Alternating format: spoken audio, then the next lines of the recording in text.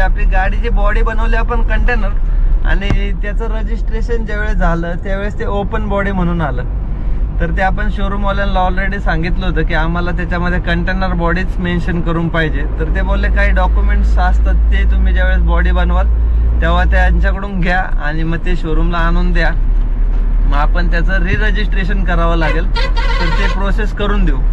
तर 2 दिवस त्याच्या मागं लागलो होतो त्या बॉडीवाल्याच्या. त्याच्याकडून पेपर घेतले.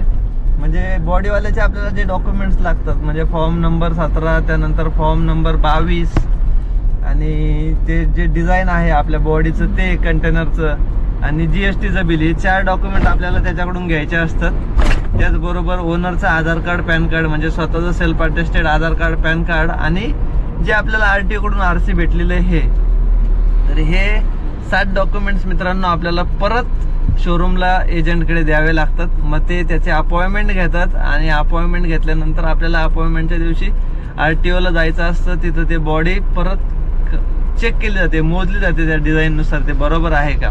आणि मग आपल्याला नवीन RC येतो, त्याच्यावरती लिहिलं जातं की क्लोज डोअर बॉडी आणि मग तो आपला कंटेनर बॉडी कंप्लीट होऊन जाते. तर त्याची अशी प्रोसेस आहे.